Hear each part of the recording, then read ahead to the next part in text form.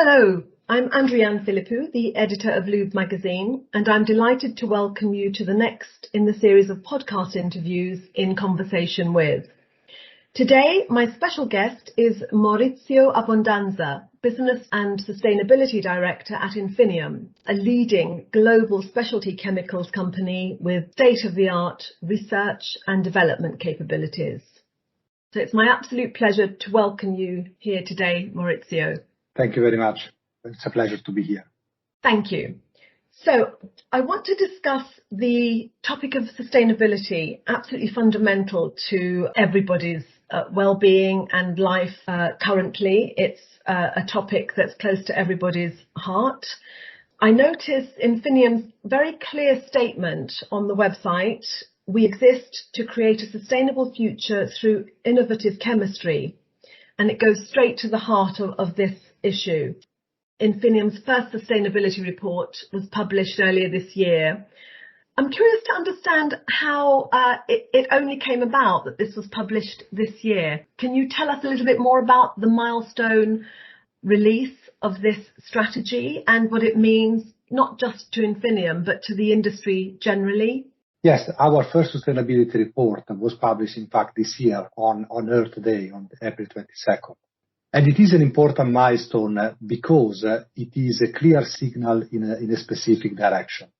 So sustainability is central to almost any industry, and it is very central to the lubricant industry because a lot of the opportunities to improve the sustainability of the way we use energy can be enabled by the technology that the lubricant industry can deliver. So our journey on sustainability actually started back in 2017. The report came out only in 2021 because it takes a while to get your organization into gear. It takes a while to understand what sustainability really means, how to make it practical and tangible for the organization, how to set the whole company in motion on the right trajectory. And therefore, the report is a sign, is a milestone, is something that says, this is where we are, this is the direction we are heading. It's a promise that this is the path that we are embarking on. Plenty of challenges still to solve, but the intention is there and the direction is clear. And I guess, given that Infineum has 70 countries that you are present in, and you have over 2,000 employees across the globe, I should imagine it would take a long time to be able to process, research, analyse, and actually come to the conclusions that your sustainability strategy has finally shown in its release earlier this year.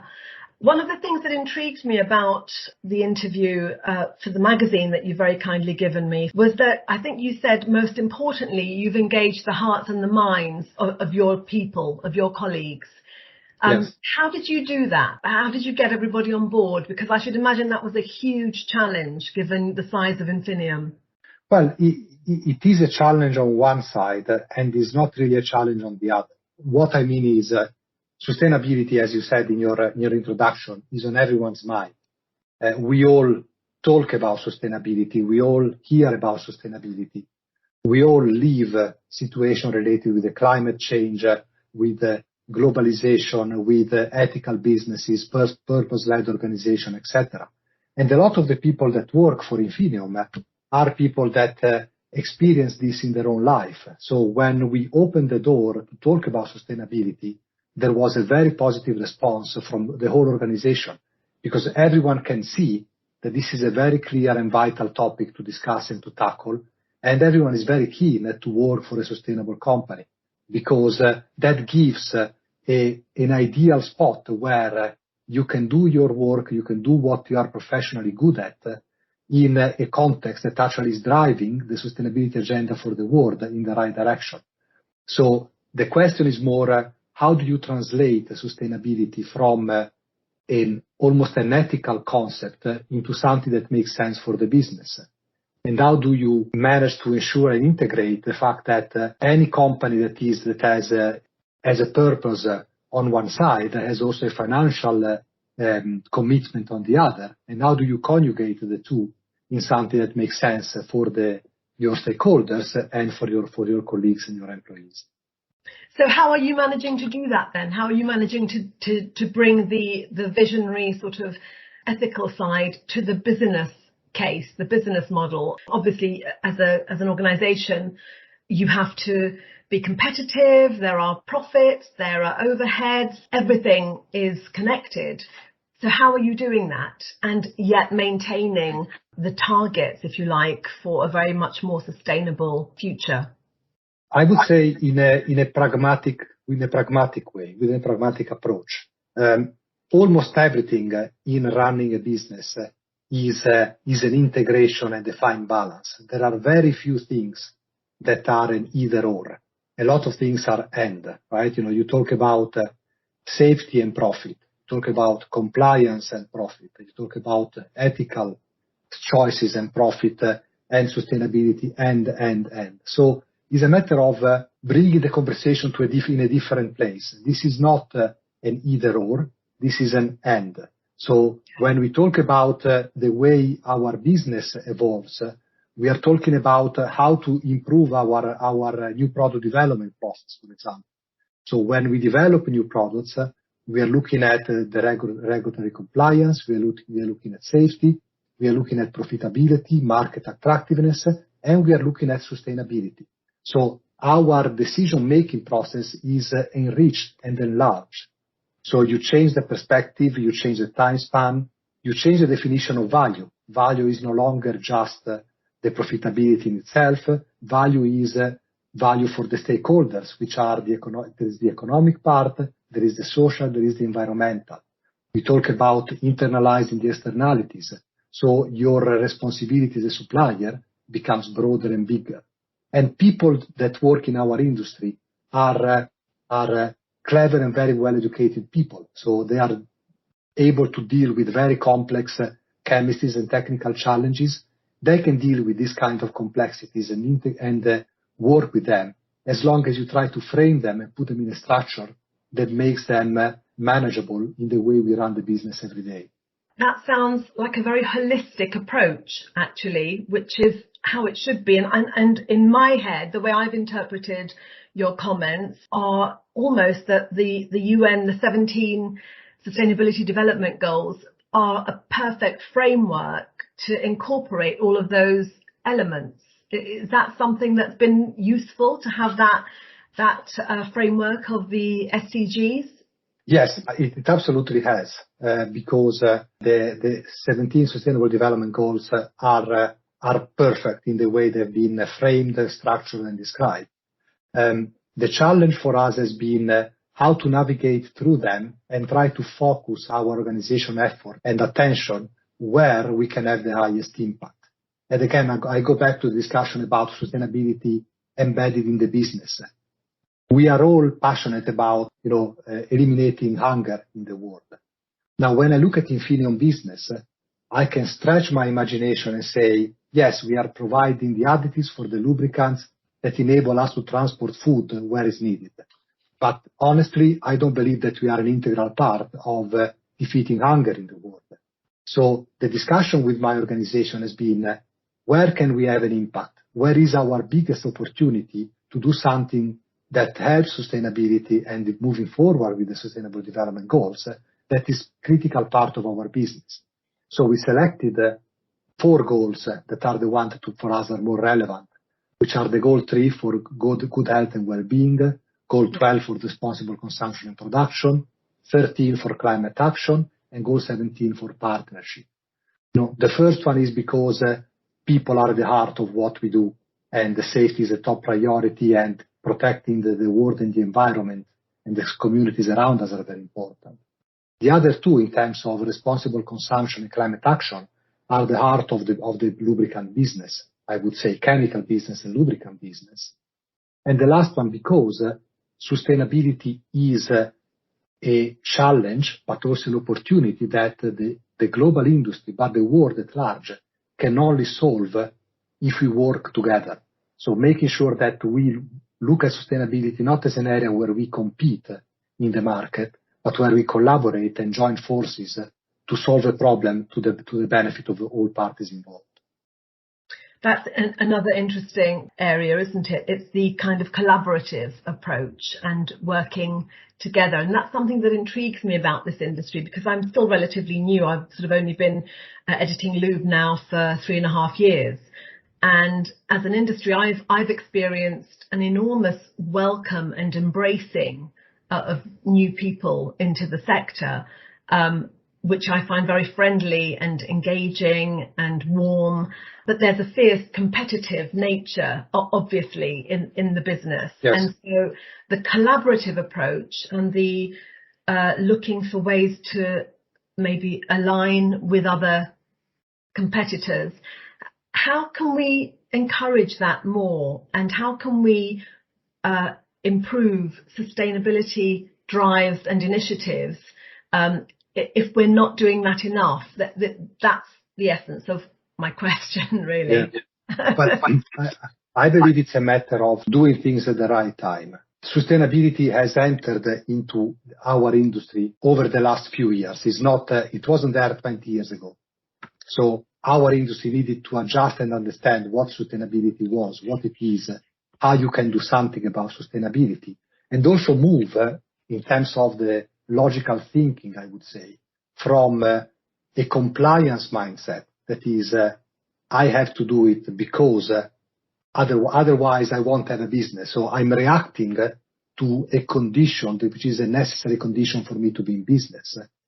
To say, well, actually, this is a challenge that I can embrace because this can be an opportunity for me to do something good for my business and for the stakeholders at large.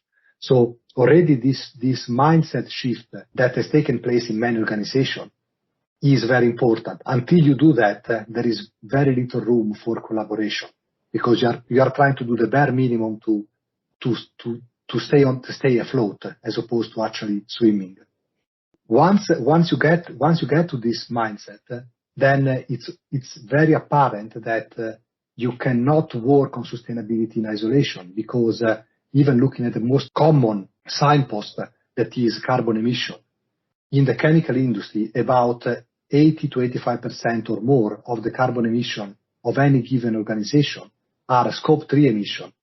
And the scope 3 emission are coming from either your supply chain upstream or your supply chain downstream. So thinking that you can solve a problem by focusing on your 10% is delusional.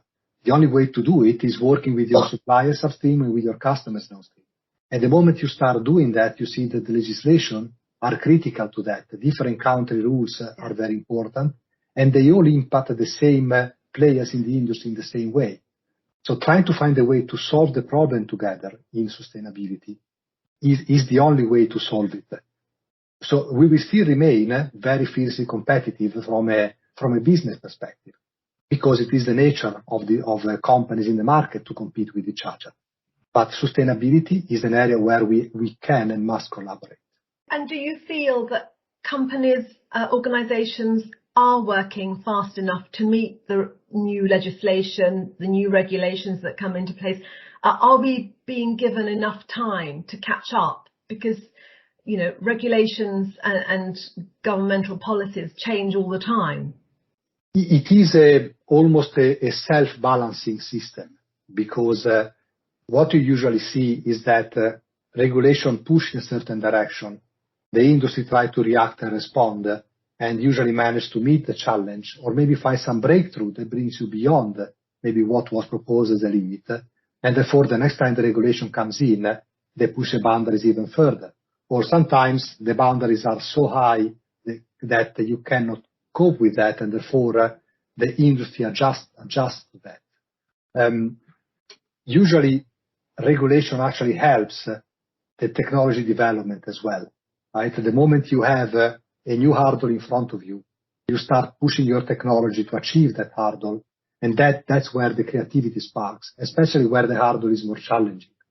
And what we see in the transportation industry is a clear example of this, right? You have the traditional internal combustion engine that is becoming more and more optimized, and there is still a lot of innovation and work that is done in this area.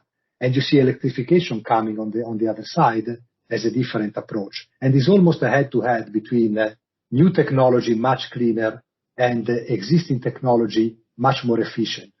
And who is going to win this race? Probably is going to be a head-to-head race that eventually will turn toward electrification because it's the long-term solution. But how to transition from where we are to where we want to be, making sure that you deliver the right service and the right opportunities to have mobility to the broad world, which is not just UK, Germany, and US, but it is Africa, it is India, it is mainland China, etc., etc. So it is a very, very stimulating dynamic. And do you think we're just at the bottom of the ladder on that journey? Do you think we're just at the beginning of seeing how that journey is going to progress at this stage, or do you think we're quite well advanced at this stage? I believe we certainly are not at the bottom of the ladder. There is, the two contestants are running full steam ahead. Again, different speed in different parts of the world, in different segments of the market, for very valid reasons. And we are learning that, some benefits that we thought we saw in some technologies all of a sudden have different side effects that were not expected, or maybe that are not at the scale that we thought we could face. And therefore it's a continuous adjustment. I don't believe that we are in the early stages, but certainly the solution, there isn't a global solution that is fit for the world as a whole.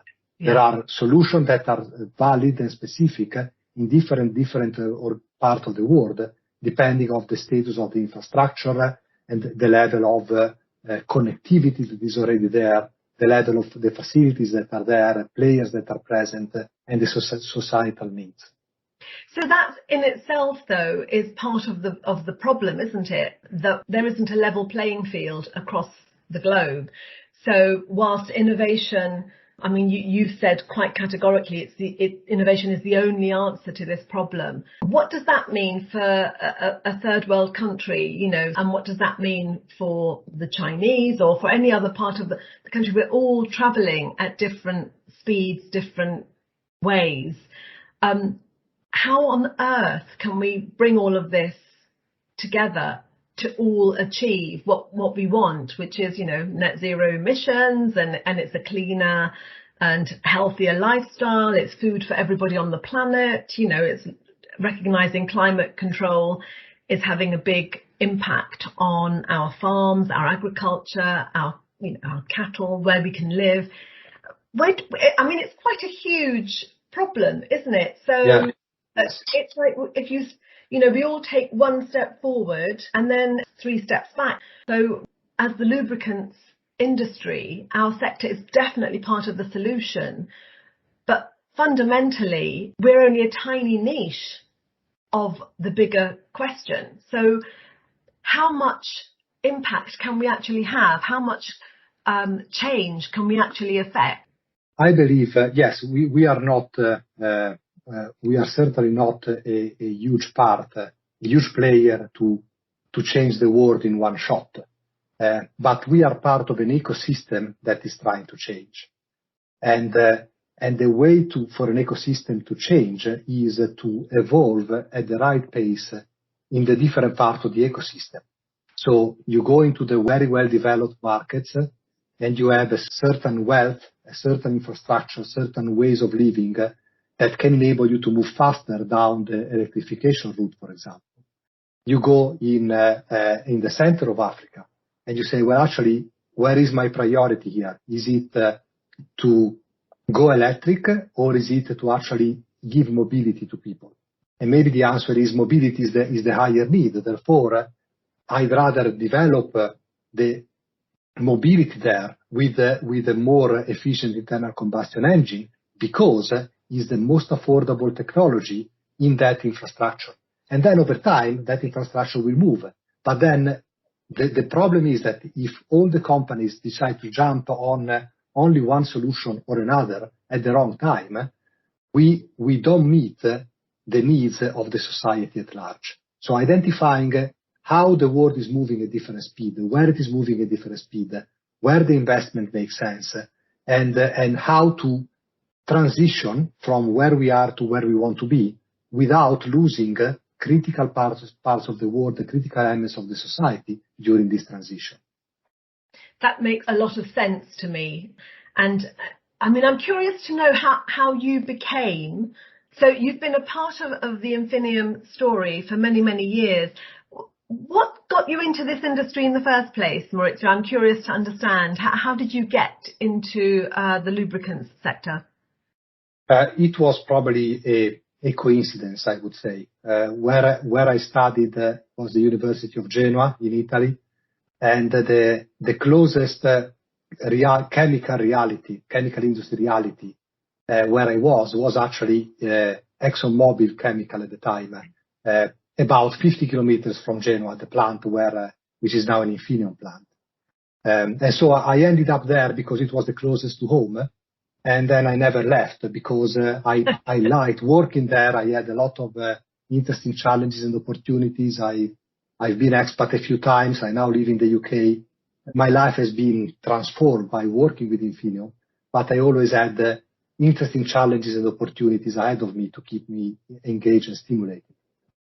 And did you always feel, I mean, you're absolutely right. I think sustainability has become a real focus for us, but in the last sort of 5 to 10 years. But could you see this coming? I mean, did you feel that there was some fundamental change that as society was moving into this direction, that this is where you would want to be, that this is where you perhaps had a big part to play in looking at the way sustainability is important, not just for Infineum, but to actually get a message across and move and make changes moving forward? So I would say that up until not that long ago, I almost thought that sustainability and business were two separate spheres, right? You know, I used to be a Scouts leader when I was young, and I was part of some Catholic groups, etc. So I always had values and thoughts in my mind. Yes. But it was almost, this is one world, and then there is the business world, and they are two separate ones. And it became more apparent to me that that is not the case. And now I'm almost on the other side. That is, it's impossible to think about business without thinking about sustainability, without thinking about the broader stakeholders and thinking about society at large. And I'm almost in disbelief to see that that's what I thought, 6 or 7 years ago. That was my thinking. So no, I didn't see it. It's so obvious now that I don't know why I didn't see it. But I changed over time because society has changed around me and made me see things in a way that I hadn't seen them before. I certainly don't think you're unique in that respect. I think probably most of, the conscious-minded people out there are thinking the same, because I think every day we see another impact that we are having or have had on our planet that we need to address and think about in a slightly different way. So what do you drive? What is going to be your choice of vehicle, for example, when you next come to change your car? Because as a consumer, I'm so confused as to what's the best course of action for me to take now. So I'm putting all my hope and my everything I believe into the OEMs and into the companies like Infineum, who are out there making the decisions that I think will be the one that I can take in the fullness of time and feel good about, that I'm driving a car that is very fuel efficient, that it's lowered emissions, etc. But I just can't see the world turning to electrification in the next 5 years. I just think the infrastructure is not necessarily there yet. The cost is quite prohibitive. The driving distances that we'll have in terms of our sort of freight and our transportation is not quite there yet. So what's the magic wand? What would you have if you had to change your transportation system in your own home, for example? How would you decide? That's where I go back to there isn't a solution that is the best one for everyone. If I look at today, we have 2 cars in the household because we got 3 kids, so we spend time driving them around apart from working. Yeah. One is a diesel SUV and the other is a petrol car. We changed the SUV about 2 years ago, and I had no hesitation to go for a diesel because I need the range. I drive long distances and I need the space and the autonomy. Plus the electric vehicles not only don't have the autonomy, but the cost was prohibitive, and the infrastructure is not really there to enable me to be as free to move around as I can with my diesel SUV. But when we talk about the smaller car, which is a bit older, when I will change that, I will likely go for an electric. Okay. But now I have a different environment than people that live in the center of London, for example. I am in the countryside in Oxfordshire. I have a detached house. I can have an electric point, charging point at my house. I use that car for local driving, so the range is not a problem. Therefore, that is the right choice. Now, over time, the technology will evolve to enable to remove some of these obstacles. If you go to the first electric cars, they had 2 digits type of autonomy. Now you are in the 100, 200, 300, and plus. The cost was very prohibitive. Now it's coming down. It's not quite there at the same level, but it will be. So over time, all these drawbacks will go down. Then there is the sort of chicken and egg situation, that is the infrastructure isn't there because there are enough electric vehicles, and once there are enough electric vehicles, the infrastructure will come, and this will move slowly in the right direction up to the point that you almost get a turning point, and then you move very quickly towards electrification. But it is okay for me. For someone living in London, might not be the same, because you can get the electric charging point from some of the public stand, but the cost of those stand is almost prohibitive for most people. Yeah. So even if it seems to be a solution, in reality is not an economic solution. So we still have a way to go. Directionally, we will get there. I would never have thought about buying an electric car 5 years ago. I'm thinking about one, and probably 5 years from now, I'm going to think about another one as well. Who knows? So if I asked you then, Maurizio, in another 20 years, if we're having a follow-up conversation, I hope I speak to you many times before then, obviously, but say in another 20 years we're having a conversation, how different will our conversation be? What elements of the technology, for example, that we're looking at, contemplating now, how much further on do you think our industry will have moved in another 20 years? Because it does seem to be going very, very fast, doesn't it? The change, the innovation. So, they all say that this is the decade for action, right? So, I would say 20 years from now, either we are in a much better place or we are in a very dangerous one, because we need to act in these 10 years to invert the trend, to start moving in the right direction in a more decisive manner. So I can see the whole industry moving in the right direction, and I can see the speed picking up. The big players are making very clear and overt statements that they are moving towards a net zero, that they are actually taking very clear business decisions that move in that direction. And I believe everyone wants to go in the right direction at the right pace. There is concern because it is an unknown, because how do you balance the sustainability needs with the financial commitments that you have? How is it affordable to move? Can we move the whole industry in the same place at the same time? So there are a lot of unknown, but the mindset, I believe, to move is becoming more and more predominant. So 10 years from now, I would hope that all the action will be put in place, and therefore we are already on the right trajectory to reduce our carbon emission and to be in sync with the planet's ability to regenerate and provide resources. So 20 years from now, we should be almost at the end of that process to say, yes, almost everything is done, and we will have new challenges. In 20 years, probably the technology will bring us so many new technologies, new ideas, new inventions, that life will be completely unrecognizable looking at it from today's eyes, right? Wow, that's an interesting thought. I mean, which leads me to ask you, do you think the COVID pandemic, for the impact it has had on the globe, really on the global picture, do you think in a way that was a positive thing, notwithstanding all the terrible tragedy, etc., but do you think it just gave us time to just check out for a moment and to rethink, to reflect, to reset? I mean, have there been any benefits from the last year and a half, 2 years? Yeah, I start from what you put at the beginning of your question, that is, COVID is a tragedy, and has been a tragedy for many people that have lost friends, loved ones, and or work and job and everything else. So that part is not good in any shape or form. No.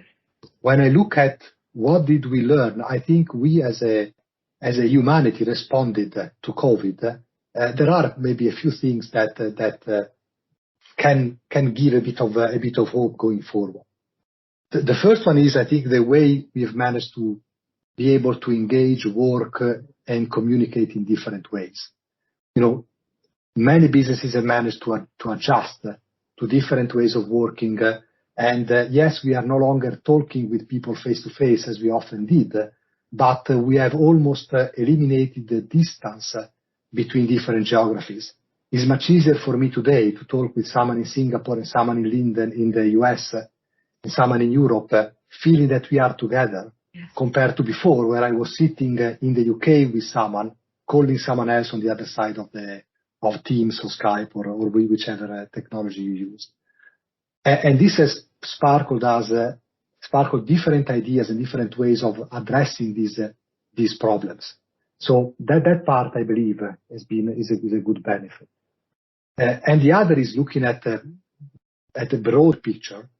If you look at the way the medical science has responded to COVID, developing vaccines in record time, and the government has started to implement policies and support, etc., with all the problems that these have been, with all the question marks and concerns about the vaccines that have been deployed, whether they are safe or not, the long-term effects, there are plenty of issues. But you take a step back and you see that the brightest people, they actually put down all their effort to solve a problem, give a solution, and the logistic challenge of delivering vaccines have been tackled by all the governments with a lot of good intentions. Now, have we done enough? No. We are at 60-70% vaccination rate in the UK, when we are at 2 or 3% in Africa. Is it right? No. We are the richest one, and we get the vaccines first. So there are plenty of inequalities there. So still a long way to go to have a 2050 vision of 9 billion people living healthy together, all well fed, etc. We are very far from that scenario. But we as a species have reacted to this challenge that nature threw at us with COVID, and have responded well. And I agree with you. I think it's thrown up a lot of hope, really, in how we go forward. Obviously, work in progress, clearly, I think on every level. But yes, it's been a great opportunity to have a conversation with you about this, and I do appreciate your time. It's one of those things, isn't it? I mean, I hope. We just had our very first social event under the UKLA banner on Friday. It was our Northern Lunch, where we had about 140 people come together in a social setting. We had the annual general meeting, etc. And what struck me was how ready people are to be with other people again. Obviously the communication, the technology is fantastic, and we are very, very fortunate to be able to live and conduct our work with this technology in mind. But there's something about connecting with people on a personal level, which I hope we will be able to enter into and actually make sure that some of those barriers, maybe the international sort of barriers of people living in different cultures, different language, mindsets, etc., can all come together, and we can be a more cohesive society moving forward, right across the board, and the benefit that will then have on more collaborative approaches, more harmony within industries and understanding, communication, etc. I think we have to just keep working towards that, and it's something that I think this sector does really very well. I don't know, for example, if Infineum have opened up travel again internally within the company, if that will be kicking off soon. Some companies, I believe, are still quite reticent, but it would be nice to feel that as life does become a bit more normalised, that maybe we can achieve some of these targets quicker. Yeah, no, we have started to open up some travel for specifically for customers and OEMs, third party collaboration and engagement. There is no substitute for the face-to-face interaction and engagement. It is not everything, but it is important. It is one element that also helps and fosters creativity and collaboration when you can actually sit down and talk about something with people. Maybe in a meeting, but then outside of the meeting, having a coffee, going to lunch, it really helps the connection, and it really helps the creativity to come out. And that is, there is no substitute for that. So I don't believe that we can imagine that the future will be a completely virtual world 100%, where people will only connect via technology. I don't believe that is the case. There has been a rebalance, certainly. The amount of internal meetings where people used to travel from all over one continent to be in a single place to have a discussion, many of those meetings are no longer taking place. But you need the personal connection. If you take a step back and look at how many issues are associated with mental health came up during the COVID period, they are also a reflection not only of the difficulty of the moment, but of the lack of social interaction and engagement that is essential for us human beings. I mean, we are not engineered to be sitting at a desk all day talking to a screen. It's not where we get our energy from. No, I totally agree. And having said that, I'm very glad that we do have the ability to talk through a screen on this occasion.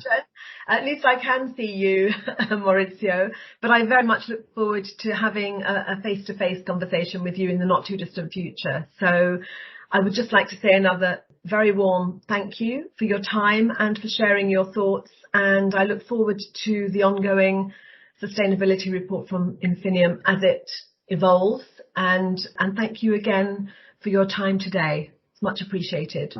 Thank you. Thanks very much for your time.